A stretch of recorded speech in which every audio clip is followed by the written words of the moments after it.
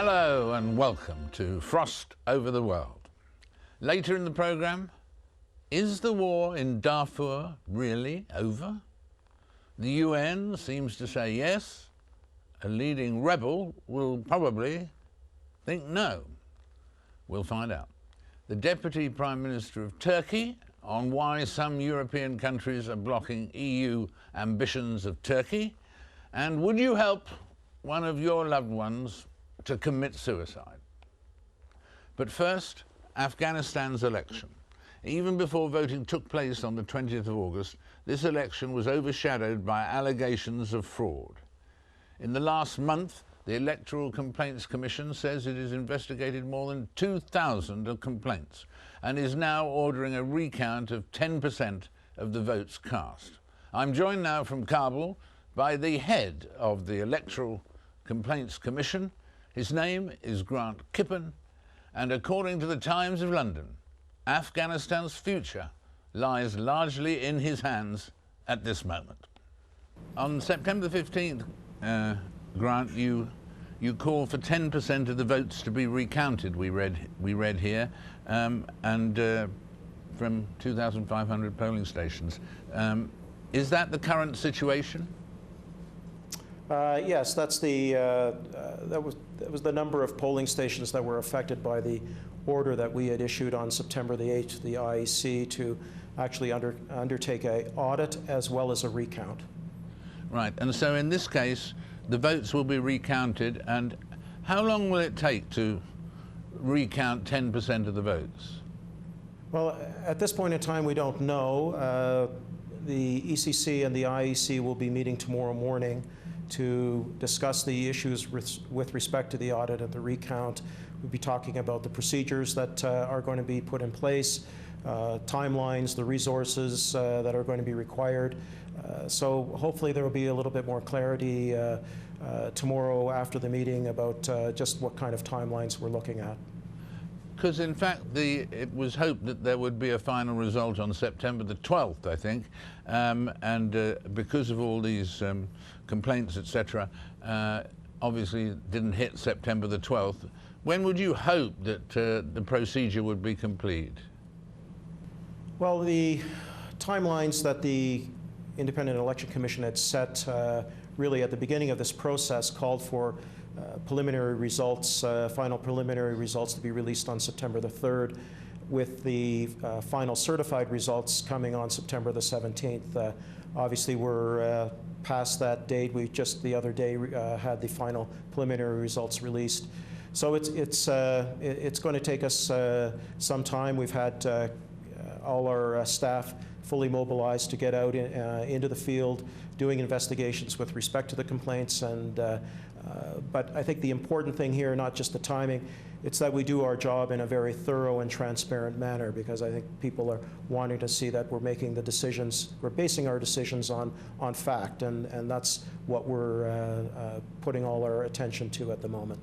So does the fact that you're calling for recounts for 10% of the votes mean that, as from your point of view, the other 90% of the votes have passed muster, passed checking?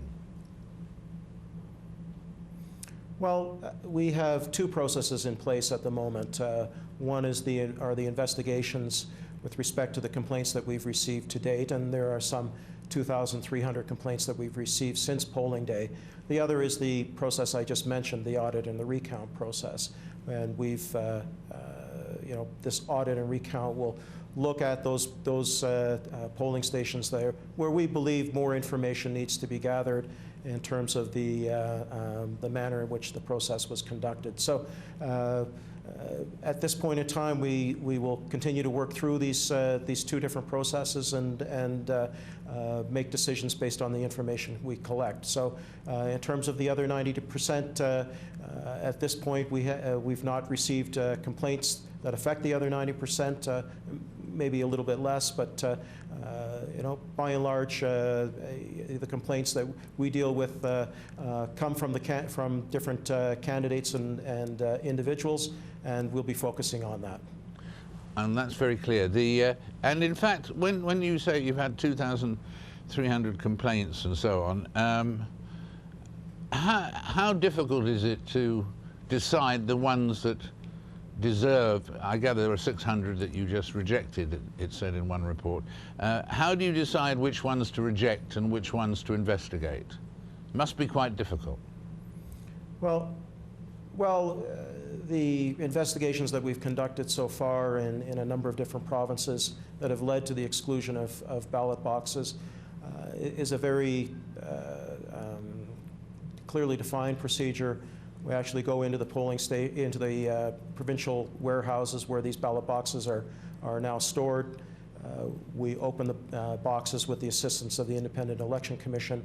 We look at whether the seals match the seal numbers that were put on the box after the count was conducted. We look at materials such as the tally sheet, the reconciliation form. We look to see if the ballot stubs match the number of ballots that are actually in the box. And then we do a visual assessment of the ballots themselves and look whether they've been folded or not, what kind of markings they have on them. So it's a fairly detailed procedure, and based on the information we collect from that ballot box, we then make a decision on whether we should be excluding it or not. And that process takes place there. And in terms of looking at the overall election, Grant, I mean, presumably one has to allow for or take an account of the fact that this is only the second ever election in Afghanistan, and the EU monitors said they thought it was basically free and fair. But you have to take into account, presumably, that you're not going to get a perfect poll with these difficult conditions and the threats of the Taliban and all of that. You presumably have to get more or less what you want. You can't hope for an election like in Toronto. Well, I'd say in any election, in any country, there's always room for improvement. And I think your point is a good one, that we are sort of the second complete electoral cycle here.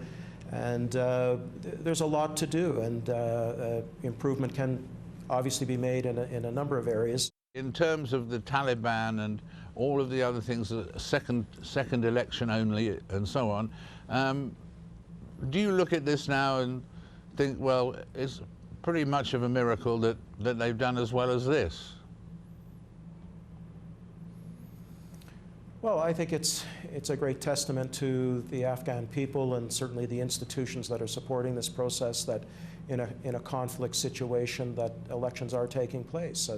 And I think my sense is that people here do not want to go back to the way things used to be. They want to move forward, and it's important, at least for the ECC, to do our job in that process and supporting that process. Given the trying time you've been having, obviously, and back in 2005, may I also say that you look incredibly young today. Thank you very much indeed. Thank you very much. I appreciate that. Have a good day. Thank you. In a moment, the Deputy Prime Minister of Turkey, after this short break.